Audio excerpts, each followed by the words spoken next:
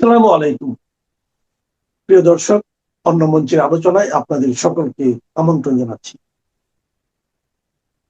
আজ আমাদের সঙ্গে আমন্ত্রিত অতিথি হিসেবে আছেন। কিন্তু গতকাল সেটা চরম পর্যায়ে গেছে এবং বহিরাগত গুন্ডাদের এনে গেটের বাইরে আগুন জ্বালানো, গেট ভাঙচুর করা, ছাত্রদের সঙ্গে মারামারি। মানে এবিভিপি মানে অখিল ভারতীয় বিদ্যার্থী পরিষদ আরএসএস এর একটি ছাত্র সংগঠন, এবং সেখানে বিজেপি অনেক বিধায়ক কাউন্সিলররা পর্যন্ত চলে গেছেন। সর্বোপরি কি যেন চক্রবর্তী বা কিছু একটা নেত্রী, তিনি গিয়ে গরম গরম ভাষণ দিচ্ছেন, বলছেন যাদবপুরে যারা পড়াশোনা করে অধিকাংশই হচ্ছে দেশদ্রোহী, টুকরে টুকরে গ্যাং, জেহাদি ইত্যাদি। বাস্তবে আপনাদের মনে আছে এর আগে বাবুল সুপ্রিয়কে নিয়ে একটা গন্ডগোল হয়েছিল, তখন একবার এরকম সেম গন্ডগোল হয়, ছাত্রদের মারধর করা, পুরো বিশ্ববিদ্যালয় ভেঙে গুড়িয়ে দেবে, এরকম একটা একটা চলছিল। এবারেও অনেকটা সেই ঘটনা। তখন তৃণমূল ক্ষমতায় ছিল দেখে ঠিক টাইট করতে পারেনি, এবারে কিন্তু লাগাতার শুরু হয়েছে। গতকালের রাতের ঘটনা, অনেক রাত পর্যন্ত ঝামেলা হয়েছে এবং সকাল থেকে বিভিন্ন বামপন্থী সংগঠন বা অন্যান্য সংগঠন তারা সেখানে আবার প্রতিবাদ মিছিল টিছিল করছেন সকাল থেকে। পরিস্থিতি এখন কিছুটা আয়ত্তে হলেও আমার যেটা ধারণা সেটা হচ্ছে এই ছাত্র সংগঠন, আপনাদের একটু বলে দিই যে এই যে যাদবপুরকে কেন্দ্র করে হঠাৎ করে বিজেপি আরএসএস তাদের ছাত্র সংগঠনকে কেন খেপিয়ে তুলছে ছাত্রদের মধ্যে গৃহযুদ্ধ বাঁধানোর জন্য। তার কারণ একটা জানেন আপনারা, এই সিজেপি অর্থাৎ ককরোচ জনতা পার্টি সম্প্রতি ছাত্র যুবদের নিয়ে যে আন্দোলনটা শুরু করেছে দেশব্যাপী, সেখানে ছাত্রদের একটা বড় অংশ কিন্তু সেখানে যোগ দিচ্ছে। ফলে বিজেপি পন্থী ছাত্র সংগঠন, সেই ছাত্র সংগঠনগুলো ছাত্ররা যাতে সেই আন্দোলনে যোগ না দেয়, তার জন্য ধারাবাহিক তারা চেষ্টা করছে ছাত্রদেরকে এই সাম্প্রদায়িক ইস্যুতে বা বামপন্থীদের বিরুদ্ধে খেপিয়ে তোলার জন্য, বা বিজেপি বিরোধী যে সমস্ত ছাত্র সংগঠনগুলো আছে, এনএসইউ মানে কংগ্রেসের ছাত্র সংগঠন, তারপর বিভিন্ন বামপন্থী বা অতি বামপন্থী সংগঠন, বিভিন্ন নন পলিটিক্যাল বিভিন্ন ধরনের ছাত্র সংগঠন রয়েছে, তারা যেহেতু লাগাতার বিজেপির বিরুদ্ধে সমালোচনা করছে, বিজেপির বিভিন্ন ধরনের দেশবিরোধী কার্যকলাপ, বিজেপির মোদির সাম্প্রতিক বিদেশ নীতি থেকে শুরু করে দেশের অর্থনৈতিক অবস্থা খারাপ করার জন্য লাগাতার, এবং এছাড়াও রাম মন্দিরের চুরি ঘটনা থেকে শুরু করে একের পর এক করে যাচ্ছে। এবং সবচেয়ে বড় ব্যাপার হচ্ছে নীতিন গডকরি এই যে পেট্রোল, ভেজাল পেট্রোল বিক্রি করার যে ব্যবসা শুরু করেছে, তাতে কিন্তু আপামর মানুষ ক্ষতিগ্রস্ত, এবং এটা নিয়ে দেশের মধ্যে একটা ক্ষোভ বাড়ছে। মানে কৃষক, ড্রাইভার, হকার, ছাত্র, বেকার, সবাই মানুষ বিরক্ত। এবার এখান থেকে দৃষ্টি ঘোরানোর জন্য অনেক রকম পরিকল্পনা তারা করেছে, কিন্তু সবগুলো পরিকল্পনা বিফল। এবারে যাদবপুরের ছাত্রদের নিয়ে হঠাৎ করে পড়েছে বিজেপি, এবং তাদের গুন্ডাদের লেলিয়ে দিচ্ছে যাদবপুরে ভাঙচুর করার জন্য, সেখানে ছাত্র সংগঠনগুলোকে ধ্বংস করার জন্য। এখানে একটা বড় কারণ আছে, জানেন যে সম্প্রতি যাদবপুর স্টেশনে যে হকার উচ্ছেদ হয়েছিল, সেখানে এই যাদবপুর ইউনিভার্সিটির ছাত্ররা, সেখানে বিভিন্ন বামপন্থী বা কংগ্রেস, তৃণমূল, বিভিন্ন ধরনের ছাত্র সংগঠনের ছেলেরা, তারা কিন্তু সেখানে জোটবদ্ধ ছিল। মূলত বামপন্থী ছাত্রদের আধিপত্য বেশি ছিল। কিন্তু এই লাগাতার যাদবপুরের ইউনিভার্সিটির ছাত্ররা যখন ময়দানে নামছে একের পর এক ইস্যুতে, এবং আপনারা জানেন পৃথিবীতে ছাত্র যুবদের ক্ষমতা আছে যে কোনো বড় শাসককে ছুঁড়ে ফেলার জন্য, এবং এই কারণে তারা যাদবপুরকে টার্গেট করছে। আর যাদবপুর হচ্ছে পশ্চিমবাংলার রাজনীতির এই মুহূর্তে আঁতুড়ঘর, এবং কারণ সেখানে যারা ছাত্রছাত্রী আছে তারা অনেক বেশি শিক্ষিত, অনেক বেশি দেশ বিদেশের খবর রাখেন এবং উচ্চশিক্ষিত, এবং তারা প্রশ্ন করতে জানেন, প্রতিবাদ করতে জানেন।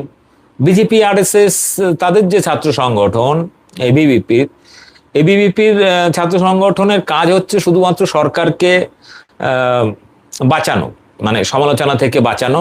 ছাত্র সংগঠনের কাজ সরকারকে প্রশ্ন করা, কিন্তু ওদের কাজ হচ্ছে সরকারকে বাঁচানো, সরকারের যত দুর্নীতি আছে, অপকর্ম আছে, সেগুলোকে ঢাকা দেওয়া, এবং কেউ প্রতিবাদ করলে তাদের উপরে গুন্ডা হিসাবে তাদের কার্যক্রম করা। আমরা গত কয়েকদিনে আমরা দেখেছি যে এই এবিভিপির সাথে যাদবপুর ইউনিভার্সিটির অনেকদিন ধরে ঝামেলা। এই ঝামেলার মধ্যে অনেকগুলো ব্যাপার আছে, এখানে মূলত আদর্শগত জায়গা, এবং এর পেছনে একটা প্রেক্ষাপট আপনারা জানেন, আমি আপনাদের তথ্যটা বলছি।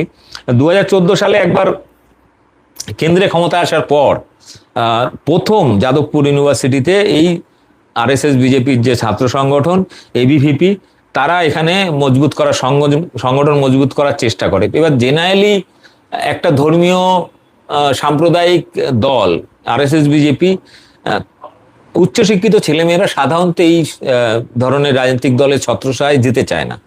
এখানে সাধারণত দু ধরনের লোক, এক হচ্ছে যারা মূর্খ, বাকি মানুষদের মূর্খ বানাতে পারে, তারাই নেতা হয়, আর বাকি মূর্খদের ভিড় করে।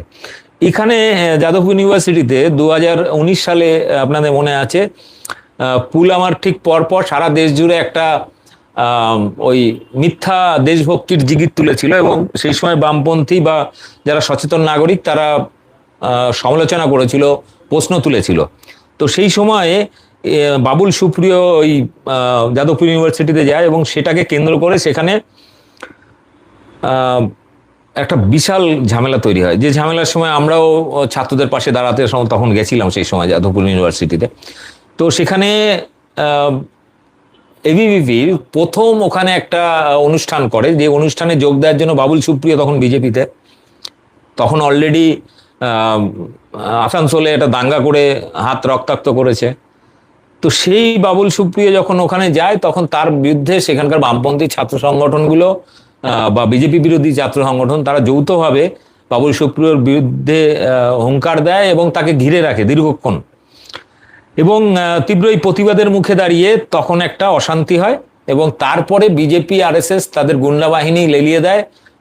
প্রায় রাত ভোর সেখানে গেটের বাইরে ভাঙচুর, গেটের ভেতরে ঢুকে স্টুডেন্টের ছাত্র সংগঠনগুলোর যে অফিস ছিল সেগুলো ভাঙচুর, ছাত্রদের মারধর করা।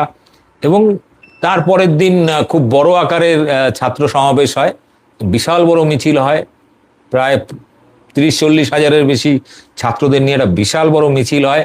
এবং সেখানে দিলীপ ঘোষ হুমকি দিয়েছিল সে গিয়ে সেখানে ছাত্রদেরকে টাইট দেবে, এবং ছাত্ররা হচ্ছে টুকরে টুকরে গ্যাং, দেশদ্রোহী ইত্যাদি। আপনারা সেই ঘটনা জানেন। এরপর থেকে এই যাদবপুর ইউনিভার্সিটিতেই প্রথম গত 2 বছর ধরে চেষ্টা চলছে রামনবমী অনুষ্ঠান করা, কাশ্মীর প্রসঙ্গ তুলে সেখানে বামপন্থী ছাত্রদেরকে খোঁচা মারা, নাগরিকত্ব, সিএ, এনআরসি ইত্যাদি নিয়ে যখন বামপন্থী ছাত্ররা বা বিজেপি বিরোধী সংগঠনগুলো সেখানে প্রতিবাদ করত, কোনো আলোচনা করতো, তখন সেখানে এই বিজেপির গুন্ডারা বাইরে থেকে গুন্ডাদের এনে সেখানে অশান্তি পাকানোর চেষ্টা করত। তো এটাকে কেন্দ্র করে বিগত কয়েক বছর ধরে চলছিল।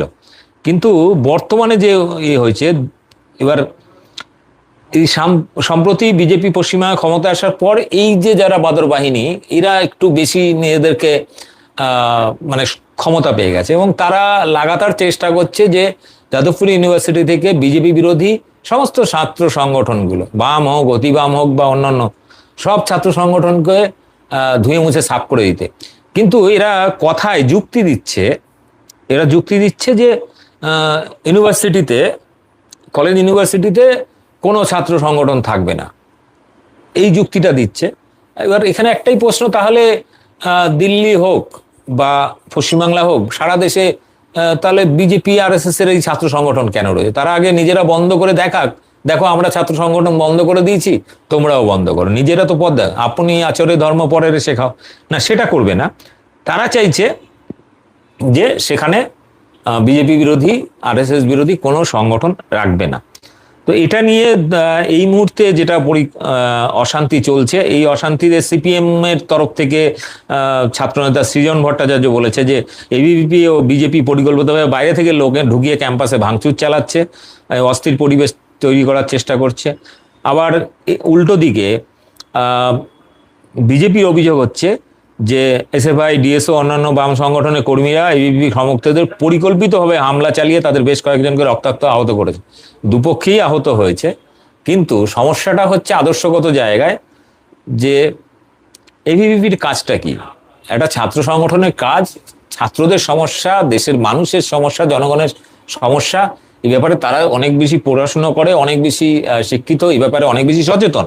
তারা এই সমস্ত বিষয় নিয়ে বিভিন্ন সময় মতামত দেন, আন্দোলন করেন, এটাতেই হচ্ছে আপত্তি। কিন্তু বিজেপি আরএসএস এর যে ছাত্র সংগঠন, এবিভিপির কাজ হচ্ছে বিজেপির যত রকম কুকর্ম আছে, সে রাম মন্দিরের চুরি থেকে শুরু করে সমস্ত রকম দুর্নীতি, সেইগুলোকে চাপা দেওয়া, দুর্নীতিগুলোকে চাপা দেওয়া, কুকর্মগুলোকে ধামাচাপা দেওয়া, ছাত্ররা যাতে প্রোটেস্ট না করে তার জন্য তারা ছাত্রদেরকে হুমকি দেওয়া, চমকানো, মারধর করা, যাতে ছাত্ররা প্রতিবাদ না করে। মানে আরএসএস বিজেপির কাজই হচ্ছে তাই, প্রতিবাদী মানুষকে ভয় দেখাও, নিজেদের গুন্ডামস্তান দিয়ে, না হলে পুলিশ দিয়ে, না হলে কেন্দ্রীয় বাহিনী দিয়ে, এইভাবে।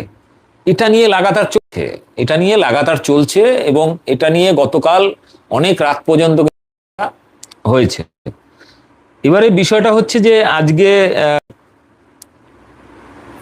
এই ঘটনার ক্ষেত্রে আমরা এর আগে দেখেছি যে সাধারণত ইউনিভার্সিটিতে পুলিশ এর কোনো গন্ডগোল হলে ক্যাম্পাসের যারা প্রিন্সিপাল রয়েছেন বা বাকি ভাইস প্রিন্সিপাল রয়েছেন তো থেকে শুরু করে ওখানকার ছাত্র সংগঠনগুলো রয়েছে বা প্রফেসরদের কমিটি আছে, সব মিলিয়ে বসে তারা ঠিক করেন। সাধারণত পুলিশ কোনো অশান্তিতে ঢোকেন না, কিন্তু বিজেপি তারা এই সমস্ত পুলিশ, আইন, গণতান্ত্রিক প্রক্রিয়া এর তোয়াক্কা করে না। তারা সবসময় চেষ্টা করে নিজেদের কি বলবো, নিজেদের গুন্ডামস্তান দিয়ে দমিয়ে দেওয়া, মানুষের প্রতিবাদকে দমিয়ে দেওয়া, সমালোচনাকে দমিয়ে দেওয়া, না পারলে তখন পুলিশ দিয়ে, তারপরে কেন্দ্রীয় বাহিনী দিয়ে। কিন্তু এটা পশ্চিমবাংলা, আর এটা হচ্ছে যাদবপুর ইউনিভার্সিটি, এবং ফলে বিজেপি যতই লাফালাফি করুক, যতই মাস্তানি করুক, যাদবপুরকে দমানো সম্ভব নয়, একদমই সম্ভব নয়। আর যাদবপুর ইউনিভার্সিটি থেকেই যদি এরকমভাবে চলতে থাকে তাহলে আগামী দিনে এই যাদবপুর ইউনিভার্সিটি কিন্তু বিজেপির পতনের কাল হবে। এবং আগামী দিনে যদি ককরোচ জনতা পার্টি পশ্চিমবাংলায় একবার নজর দেয় তাহলে বিজেপির এই ছাত্র নেতাদের তো খুঁজে পাওয়া যাবে না, বিজেপি আরএসএস এর নেতারাও কিন্তু পালাতে বাধ্য হবে। ফলে আগামী দিনে পশ্চিমবাংলায় বিজেপির পতন অলরেডি শুরু হয়ে গেছে, মানুষের নেশা কাটতে শুরু করেছে, হকার, বেকার, কৃষক, মহিলা সবারই নেশা কাটা শুরু হয়ে গেছে। ছাত্রদের নেশা একটু কম, কিন্তু ছাত্ররাও এবার কিন্তু প্রতিবাদে, এই ভয়ের পরিবেশ ছিল এটা কিন্তু কাটতে শুরু করেছে। যাই হোক, পরিস্থিতির দিকে নজর রাখুন এবং বিশেষ করে বাংলার ছাত্রছাত্রীদের উপরে ভরসা রাখুন। আরেকটা কথা, বিজেপি আরএসএস এর যেখানে যেখানে এই ধরনের গন্ডগোল করেছে এবং দেখা যাচ্ছে সেই ছাত্রদের মধ্যে যারা এই সমস্ত অশান্তি বা ঝামেলা, ভাঙচুর, মারপিট, আগুন জ্বালানো এইগুলো যারা করছে তার মধ্যে অধিকাংশই কিন্তু অবাঙালি, অর্থাৎ বাইরে থেকে বহিরাগতদের নিয়ে এসে তারা এই কার্যকলাপ করছে। ফলে আগামী দিনে বিজেপির পতন যে একদম নিশ্চিত সেটা কিন্তু পরিষ্কার। যাই হোক, আজকের মতো এতটা রাখি, আরো কোনো আপডেট এলে অবশ্যই দেব। তো মোটামুটি ঘটনার কারণ এটা, এবং এই ব্যাপারে শুভেন্দু অধিকারী যে গুন্ডা দমন আইন খুব ঘটা করে বিল পাস করলো, বাস্তবে এই যাদবপুরের এই সমস্ত অশান্তি করছে বাইরে থেকে লোক নিয়ে, গেটের বাইরে আগুন জ্বালানো, গেট ভাঙচুর করা, ঢুকে ছাত্রদের অফিস ভাঙচুর করা, ছাত্রদের মারধর করা, এটা নিয়ে মুখ্যমন্ত্রী শুভেন্দু অধিকারী চুপ কেন? এটা হচ্ছে আসল প্রশ্ন। অর্থাৎ তিনি এই চুপ থেকে এই অশান্তিটাকে মদত দিচ্ছেন। এতদিন তৃণমূলের উপর আক্রমণ করে ডিম থেরাপি, অমুক তমুক, হেনস্থা, মারধর চলছিল, এখন সেটা নিয়ে হাঁপিয়ে গেছে। কারণ এখন তাদেরকে তৃণমূল নেতারাই বিজেপিতে যাচ্ছে এবং তাদেরকে বাপ, কাকা, জ্যাঠা, দিদি, কাকি, মাসি, পিসি বলতে হচ্ছে। এবারে এই সমস্ত ছাত্রদেরকে তারা কিন্তু কন্ট্রোল করতে পারছে না, জনগণকে কন্ট্রোল করতে পারছে না। ফলে তারা এবার যেটা শুরু করেছে এই গুন্ডামি, মাস্তানি, এটা কিন্তু মুখ্যমন্ত্রী হিসাবে শুভেন্দু অধিকারী চুপচাপ দেখছেন, মজা নিচ্ছেন, কিন্তু এই মজাটা কিন্তু আছলা বাস হয়ে তার পেছনেই ঢুকবে, শুধু সময়ের অপেক্ষা। যাই হোক, ভালো থাকবেন, ভিডিওটি শেয়ার করবেন, ধন্যবাদ। 2014-তে মোদিজির আচ্ছে দিন, 2022-এ নিউ ইন্ডিয়া হয়ে গিয়েছিল, মানে নতুন নাম, নতুন লোগো, নতুন প্রতিশ্রুতি। আমরা খেয়ালও করিনি, শরতের কাশফুলের রঙের সেই মেঘের মতো সেই আচ্ছে দিন কোথায় কোন সুদূরে ভেসে গেছে। আমাদের মনেও ছিল না আর সেই আচ্ছে দিনের কথাগুলো। কালা ধন বাপস লায়েঙ্গে, 2 কারোর নকরি হোগা, এসব আমরা ভুলে গিয়েছিলাম। আমাদের স্মৃতিতে তার দাগও নেই। সেই সময় এসে হাজির হয়ে গেল নিউ ইন্ডিয়া, এক নতুন ভারতের স্বপ্ন। স্বপ্নের ফেরিওয়ালা নিয়ে এলেন, কাড়া নাকাড়া বাজিয়ে সেই নিউ ইন্ডিয়ার প্রচার হলো। ক্রমশ সময় বয়ে গেল গঙ্গা যমুনার জলের মতো, এবং নিউ ইন্ডিয়ার স্মৃতিতে সবে মরচে লাগা শুরু হয়েছে ঠিক সেই সময়ই এসে হাজির বিকশিত ভারত, বিকশিত ভারত। কিন্তু এবারে একটা টুইস্ট আছে, কাহানি মে টুইস্ট হ্যায়।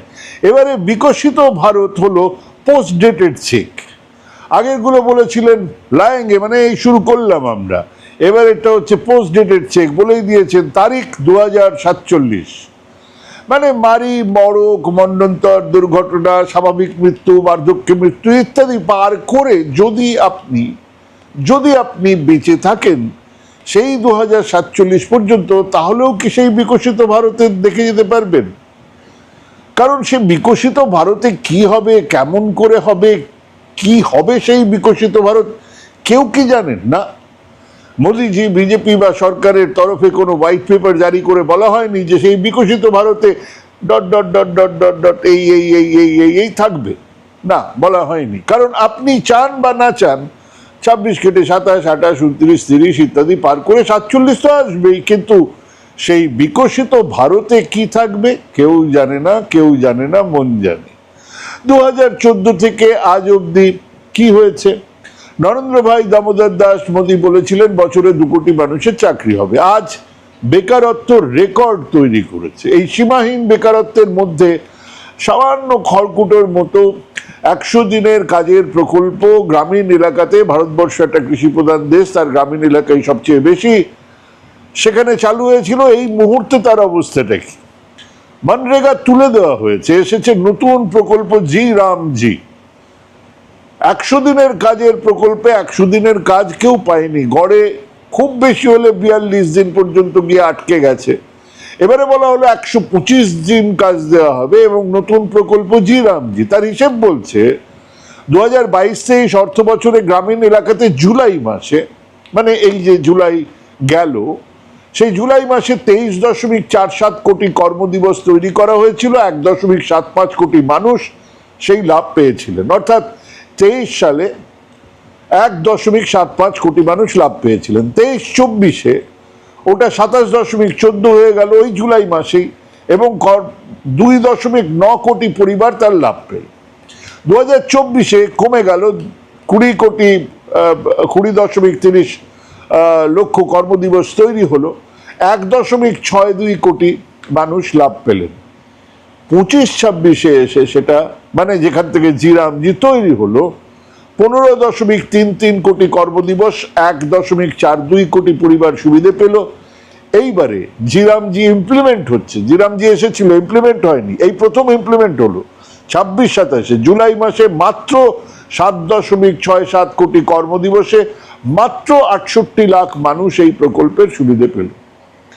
মানে ধারাবাহিকভাবে রোজগারের সামান্য ব্যবস্থা যা কমে যাচ্ছিল, এখন মনরেগা থেকে জিরামজি হওয়ার পরে তা হু হু করে নিচে নেমে এলো। সরকারের হিসেব বলছে রাজস্থানে 46%, বিহারে 43%, গুজরাটে 60%, উড়িষ্যাতে 62%, উত্তরপ্রদেশে 74%, হিমাচল প্রদেশে 84% কাজ কমেছে এই 125 দিনের জি রামজি প্রকল্পে। মানে তস্য গরিবদের অবস্থা আরো খারাপ হয়ে চলছে। এদিকে 6 আগস্ট 2026-এ, এই 6 আগস্ট 2026-এ রাজ্যসভায় দেওয়া তথ্য বলছে প্রধানমন্ত্রীর বিদেশ সফরের জন্য 21 থেকে 26 জুলাইয়ের মধ্যে মোট খরচ হয়েছে 550 কোটির বেশি। 2021-এ 36 কোটি, 2022-এ 55 কোটি, 2023-এ 93 কোটি, 2024-এ 109 কোটি, 2025-এ 180 কোটির বেশি, 2026-এ জুলাই পর্যন্তই 74 কোটি টাকা খরচ হয়ে গেছে। অর্থাৎ ধারাবাহিকভাবে ওনার বিদেশের যাওয়ার, মানে বিদেশ ভ্রমণ, বিরাট কাজ, সেগুলো ধারাবাহিকভাবে খরচ বেড়েছে।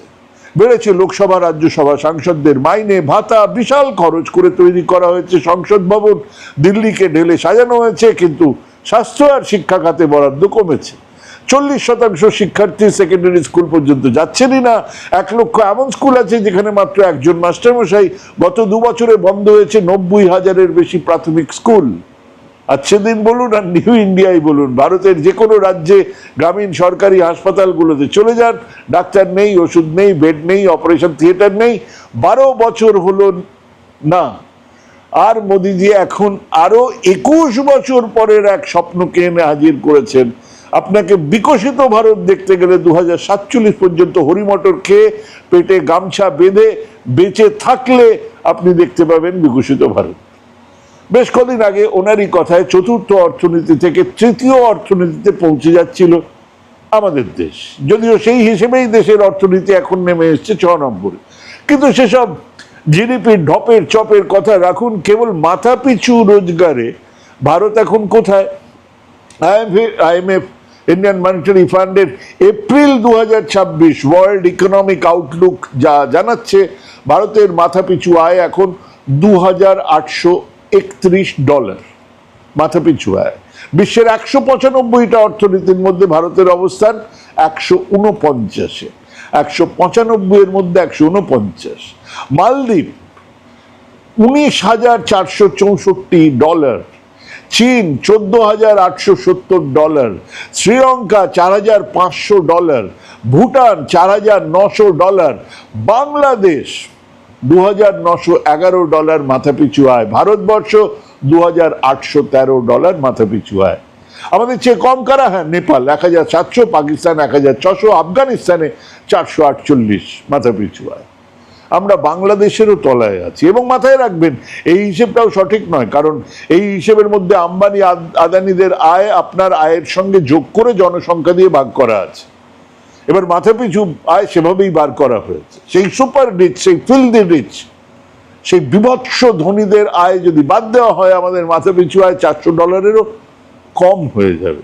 দেশের কর্পোরেট জগতের মোট আয়ের 60% বেশি নিয়ন্ত্রণ করছে 5টা বড় পারিবারিক ব্যবসায়ী গোষ্ঠী। হ্যাঁ, 60% বেশি। কারা? 5টা বড় পারিবারিক গোষ্ঠী। এর মধ্যে আদানি আম্বানি পরিবারের সংস্থাগুলো হাতেই রয়েছে 20%, কেবলমাত্র দুটো পরিবারের হাতে। বিশ্বব্যাংকের ইকোনমিক রিভিউ কদিন আগে প্রকাশিত একটা সমীক্ষা রিপোর্টে এই তথ্য সামনে এসে দাঁড়িয়েছে। সমীক্ষা বলছে, গত 2 দশকে ভারতের কর্পোরেট আয়ের ক্ষমতার কেন্দ্রীভবন, সেন্ট্রালাইজেশন ক্রমশ বেড়েছে। সোজা বাংলায় তা কয়েকটা পরিবারের মধ্যেই সীমিত হয়ে যাচ্ছে। উদারীকরণের পরে বাজারে প্রতিযোগিতা বাড়লো, আমরা ভেবেছিলাম বাড়বে, বড় পারিবারিক ব্যবসায়ী গোষ্ঠীগুলোর মধ্যে আধিপত্য কমবে, তা কমেনি, বরং হাতে গোনা কয়েকটা পরিবারের হাতে আর্থিক ক্ষমতা আরো কেন্দ্রীভূত হয়েছে। একই সঙ্গে ওই রিপোর্ট বলছে, কেন্দ্রীয় সরকারের কর্পোরেট কর আদায়ের প্রায় 74% আসছে ওই 5টা পরিবারের কর্পোরেট সংস্থাগুলোর থেকে, যা বলে দিচ্ছে মোদী সরকার এমনকি ব্যবসা বাণিজ্যেও কয়েকজন নির্দিষ্ট পরিবার, হাউস বা গোষ্ঠীকে ধারাবাহিকভাবে সমর্থন দিয়ে যাচ্ছে। বিশ্বব্যাংকের ইকোনমিক রিভিউয়ে ছাপা business groups concentration and market power in India, এই শীর্ষক একটা গবেষণা লিখেছেন স্পেনের মাদ্রিদের বিজনেস স্কুলের ভিজিটিং প্রফেসর সাইমন কমান্ডার সমেত বিভিন্ন বিশ্ববিদ্যালয়ের গবেষকরা। একসঙ্গে সেই কাজটা হয়েছে। 2001 থেকে 20 সাল পর্যন্ত ভারতের কর্পোরেট ক্ষেত্রের আর্থিক দলিল তথ্য বিশ্লেষণ করে তারা এই রিপোর্ট তৈরি করেছেন। সমীক্ষাতে বলা হচ্ছে, 2001 থেকে 20-এর মধ্যে রিলায়েন্স, আদানি, টাটা, বিড়লা, ওপি জিন্দল, এই 5টা বড় ব্যবসায়িক পরিবার মিলিতভাবে দেশের কর্পোরেট আয়ের 60% বেশি কন্ট্রোল করছে। পরিষ্কার বলে দিচ্ছে। একই সময়ে অন্য কর্পোরেট সংস্থাগুলো মোট আয়ের অংশ ক্রমশ কমছে, যার বদলে এই 5টা পরিবারের ব্যবসায়িক গোষ্ঠীগুলো অংশ বাড়ছে। রিলায়েন্স, আদানি গোষ্ঠী ধারাবাহিকভাবে মোট কর্পোরেট আয়ের অন্তত 20% অংশীদার ছিল বলে রিপোর্টে বলা হচ্ছে। ওপি জিন্দাল, টাটা গোষ্ঠীর অংশ বেড়েছে, যদিও তা মোট আয়ের 10%-এর নিচে ছিল। সমীক্ষা আরও বলছে যে 2020 সালে শীর্ষ 25টা পারিবারিক ব্যবসায়ী গোষ্ঠীর হাতে মোট দেশজ উৎপাদনে, মানে ডোমেস্টিক প্রোডাকশনের 15%-এর বেশি অংশ ছিল। অর্থাৎ অর্থনীতির একটা বড় অংশই অল্প কয়েকটা ব্যবসায়ী গোষ্ঠীর হাতে নিয়ন্ত্রণ করা রয়েছে, তাদের নিয়ন্ত্রণে রয়েছে। খালি তাই নয়, রিপোর্ট কর্পোরেট আয়ের এই কেন্দ্রীভবনের এই যে কনসেন্ট্রেশন, এই যে এক জায়গায় এসে জড়ো হওয়া, এই বৈষম্যের সম্ভাব্য কারণ হিসেবে সরকারি নীতিকে দায়ী করছে। এমন নয় যে তারা তাদের প্রচেষ্টায় এই সমস্ত কাজগুলো করেছে, সরকারি নীতি এই কাজটাকে করাচ্ছে, এই ঘটনাটাকে ঘটাচ্ছে। গবেষকরা বলছেন, কিছু ব্যবসায়িক গোষ্ঠীকে ন্যাশনাল চ্যাম্পিয়ন হিসেবে অগ্রাধিকার দেওয়ার নীতি বড় কর্পোরেট সংস্থাগুলোর বাজার আধিপত্য তৈরি করছে। বড় কর্পোরেট যে সংস্থা, তারা বাজারের দখল নিচ্ছে, ছোট ছোট সংস্থাগুলো উবে যাচ্ছে, সেগুলোকে তারা কিনে নিচ্ছে, সেগুলোকে তারা টেক ওভার করছে। মোদ্দা কথা, সরকার এই কয়েকটা পরিবারের হাতে দেশের সম্পদকে তুলে দেবার কাজ করে যাচ্ছে। বিশেষ করে আদানি আম্বানি গোষ্ঠীর দ্রুত আয় বৃদ্ধির ক্ষেত্রে সরকারের নীতি, বিশেষ সুবিধের অভিযোগ নিয়ে আলোচনা রয়েছে রিপোর্টটাতে। সমীক্ষাতে বলছে সবচেয়ে বড় 5টা ব্যবসায়িক পরিবার বিভিন্ন শিল্পক্ষেত্রের অর্ধেকের বেশি রাজস্বের উপরে, রেভিনিউ এর উপরে পূর্ণ নিয়ন্ত্রণ, ফুল কন্ট্রোল প্রতিষ্ঠা করেছে। প্রতিযোগিতা নীতি, কর চাপানো বা নিষেধাজ্ঞার মতন যে সাধারণ ব্যবস্থা আছে কর্পোরেট ক্ষমতাকে কমানো, সম্পত্তির জ্যামিতিক বৃদ্ধিকে আটকাতে পারছে না এসব দিয়ে। মানে খুব পরিষ্কার, দেশ জুড়ে রোজগার কমছে, বেকারত্ব বাড়ছে, মূল্যবৃদ্ধি হচ্ছে, যা সাধারণ মানুষের ঘুম কেড়ে নিলেও বড় লোকদের কাছে কোনো সমস্যাই নয়, কারণ তাদের আয় তো বাড়ছে। স্বাস্থ্য শিক্ষা খাতে আয় ব্যয় বরাদ্দ কমছে, এতেও মার খাচ্ছে সেই গরিব মানুষ, কারণ সম্পন্ন মানুষজন সরকারি হাসপাতালে যাচ্ছেনই না। যাবেন কেন? সরকারি স্কুলে ছেলে মেয়েদের পাঠাচ্ছেন না, পাঠাবেন কেন? দেশের কজন আমলা, দেশের কজন মন্ত্রী আজকের দিনে হিসেব করে যেদারে তাকাবেন, পাশাপাশি যেখানে তাকাবেন, একেবারে সাধারণভাবে যে একজন বিডিও থেকে শুরু করে, একজন এসডিও থেকে শুরু করে, ডিএম থেকে শুরু করে, যে সেক্রেটারি লেভেলের যারা আমলারা আছেন, একজন সাধারণ বিধানসভার এমএলএ থেকে শুরু করে আর একেবারে ওপর মন্ত্রী পর্যন্ত চলে যান, তাদের ছেলেমেয়েরা কোথায় পড়ে? তাদের ছেলেমেয়েরা অসুস্থ হলে কোন হাসপাতালে ভর্তি হয়? এবং গত 12 বছরে এই অবস্থাটা তৈরি করা হয়েছে একটাই উদ্দেশ্যে, এই কর্পোরেট হাউসগুলোর হাতে আছে প্রচার যন্ত্র, সমস্ত সংবাদ মাধ্যম এদের হাতে, এরাই বিজেপির নির্বাচনী তহবিলে কোটি কোটি টাকা ঢালছে, এরাই এক ব্যবস্থা তৈরি করছে যেখানে দেশের সবকটা সাংবিধানিক প্রতিষ্ঠান তাদের মর্যাদা খুইয়ে সরকারে থাকা দলের হয়ে কাজ করে যাচ্ছে। এবং আজ তা মানুষের কাছে কোনো গোপন তথ্যই নয়। সারা দেশে এসআইআর করে 9-10 কোটি মানুষের ভোটাধিকার কেড়ে নিয়ে এক দুর্ভেদ্য ব্যবস্থা তৈরি করা হচ্ছে যেখানে বিজেপিকে নির্বাচনে হারানো প্রায় অসম্ভব। সেরকম একটা সময়ে আমরা দেখলাম ছাত্র যুবরা, এই জেনজিরা রাস্তায় নেমে জানিয়ে দিল রাস্তার লড়াইয়ে বিজেপিকে হারানো যায়, বাধ্য করানো যায়। তারা হাসতে হাসতে বলেছিলেন এটা বিজেপি সরকার, এখানে পদত্যাগ হয় না। হ্যাঁ, পদত্যাগ হলো, করতে বাধ্য হলো তারা। আজকে যে লাঠি চালানো হয়েছে তাই নিয়ে তারা বিচার চালাতে, বিচার শুরু করতে বাধ্য হয়েছেন তারা, এফআইআর গুলোকে তুলতে বাধ্য হচ্ছেন তারা। হ্যাঁ, সেই পথটা তারা দেখিয়েছে। একটা রাস্তা খুলে গেছে, একটা ঢেউ উঠছে, ভাঙছে তো আর একটা ঢেউ উঠছে। চারিদিক থেকে প্রশ্নের বন্যা মাটিতে নামিয়ে এনেছে অজৈবিক মানুষটাকে। এক তুচ্ছতাচ্ছিল্যের মধ্যে দিয়ে ক্ষমতার শীর্ষে থাকা মানুষটার চারপাশের যে জ্যোতির্বলয়, যে অরা, ভেঙে খান খান। হ্যাঁ, আর জুমলাবাজি মানুষ সহ্য করবে না। ওই আছে দিন নিউ ইন্ডিয়া, বিকশিত ভারতের জুমলাবাজিতে মানুষ ভুলবে না। তারা চায় শিক্ষা, তারা চায় স্বাস্থ্য, তারা চায় রোজগার, তারা চায় এক সমৃদ্ধ দেশ। এতদিন এইসব চাহিদার সামনে ঝোলানো হতো বিভাজনের নানান ফতোয়া, ওরা আমরা, মঙ্গলসূত্র, লুঙ্গি, ঝোলানো হতো মন্দির, মসজিদ, কবরস্থান আর শ্মশানের নোংরা প্রচার। তাকিয়ে দেখুন, সেই প্রচার ভেসে গেছে গঙ্গা যমুনার জলে। ছেলেমেয়েরা জানিয়ে দিয়েছে ওসবে চিড়ে ভিজবে না। হ্যাঁ, মানুষ আছে দিন আনবে বলে, সত্যিকারের আছে দিন আনবে বলে বসে আছে। তারা সেই জন্য রাস্তায় নেমেছে, আছে দিন মানুষ আনবে, কোনো পুরোহিতের দরকার নেই। ভাবুন, ভাবুন, ভাবতে থাকুন, বাবা প্র্যাকটিস করুন। ভালো থাকবেন, সুস্থ থাকবেন। আজকে এখানেই শেষ করছি।